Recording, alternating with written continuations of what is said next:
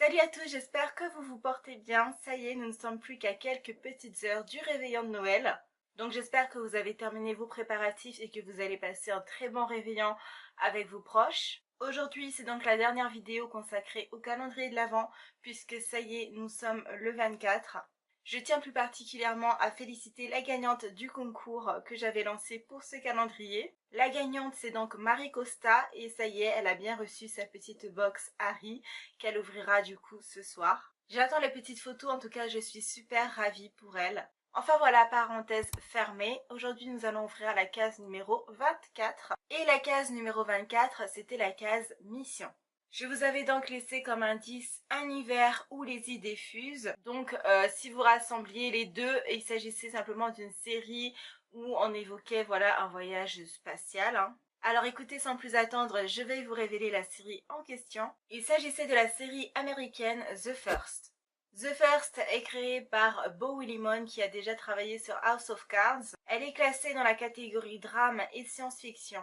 Les épisodes durent en moyenne une cinquantaine de minutes et il y a 8 épisodes dans cette saison. La saison 1 est donc sortie le 14 septembre 2018 sur Yulu et pour l'instant il n'y a pas encore de diffusion prévue en France. L'histoire se déroule dans un futur proche où est lancée la première mission humaine sur Mars.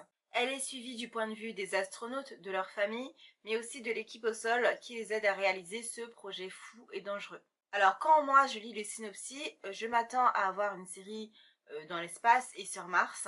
Or, ce n'est pas du tout ça, hein, je vous arrête tout de suite avant que vous ne vous fassiez de fausses idées. C'est beaucoup plus du drame que de la science-fiction, donc si vous vous attendez à un Interstellar en série, c'est pas du tout ça. C'est plus en fait la mise en place de la mission avec tous les sacrifices que ça demande pour toutes les personnes liées au projet. On est plus sur Terre que dans l'espace, la science-fiction est quasi inexistante. Non, je suis mauvaise langue, on en a au début et à la fin, mais au milieu, franchement, tout se passe sur Terre. Mais une fois qu'on sait à quoi s'attendre, franchement, la pilule, elle passe mieux. On retrouve Sean Penn dans le rôle de capitaine, mais surtout dans le rôle de père de famille en détresse. Natasha McElhone est celle qui dirige et mène à bien son ambitieuse mission. C'est une très bonne actrice, franchement une bonne découverte dans cette série. On passe tout de suite à ce que j'ai aimé dans la série. Alors après avoir visionné le premier épisode, on comprend vite que l'histoire va tourner sur les dessous de la mission spatiale. Donc c'est un peu déconcertant au départ parce qu'on s'attend vraiment à autre chose, hein. Mais après au final on se dit bah ouais c'est pas si mal que ça, c'est plutôt même original. Je me suis donc laissée embarquer sans vraiment savoir si un jour on allait décoller. Vous remarquerez que les jeux de mots sont assez faciles sur ce sujet. J'ai donc en fait fini par apprécier la série telle qu'elle nous était présentée. C'est un drama familial. C'est très bien écrit, c'est très contemplatif. Franchement, c'était limite poétique parfois. Et c'est visuellement beau. Ensuite, j'ai bien aimé le fait qu'ils prennent le temps de vraiment nous présenter les personnages, notamment l'équipage et toutes les problématiques liées à leur famille. On vit tout simplement le côté humain de la chose et je trouve ça très intéressant et touchant. Ensuite, on passe dans ce que j'ai le moins aimé. Alors, ce n'est pas parfait. Parfois, j'ai dû mettre en vitesse un chouïa accéléré parce que on patauge quand même, hein. Il y a beaucoup de Sean Penn à l'écran, alors que je trouve que d'autres personnages mériteraient peut-être plus de place. Alors, j'ai rien contre la personne, hein, mais c'est vrai que j'aurais bien aimé en apprendre un peu plus sur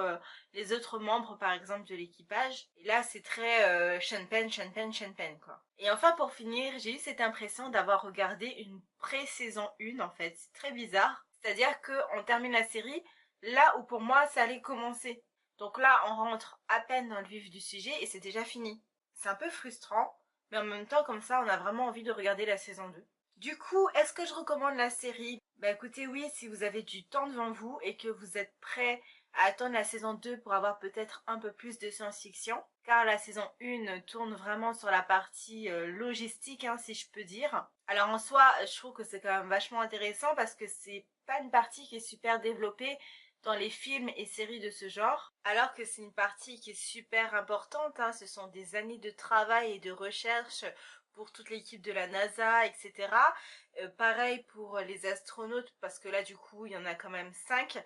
Il y a aussi un impact familial fort, hein, car ce sont quand même des personnes qui risquent leur vie pour partir à la découverte de l'inconnu. Donc non, en soi je suis pas déçue de la saison 1, même si c'est vrai que je ne m'attendais pas à ça. Mais j'ai aimé aussi cette vision des choses et du coup j'ai quand même été satisfaite du dernier épisode parce que là voilà les choses commencent vraiment à se mettre en place et ça annonce une saison 2 plutôt intéressante. Alors voilà les amis, c'est terminé pour aujourd'hui et pour ce calendrier de l'Avent. Je pense que c'est quelque chose que je renouvellerai l'année prochaine, c'est même sûr. Donc je vous souhaite à tous de très bonnes fêtes, profitez bien de vos proches, c'est super important. Nous, on se retrouve l'année prochaine ou voilà, ou peut-être qu'il y aura une petite surprise à la fin de l'année, je ne sais pas encore. Je ne préfère pas donner de fausses joies, donc s'il y a une vidéo, tant mieux. S'il n'y en a pas, ben, on se retrouve l'année prochaine. Donc soyez très sages et moi je vous embrasse fort et je vous souhaite de très bonnes fêtes de fin d'année et je vous dis à l'année prochaine. Bye.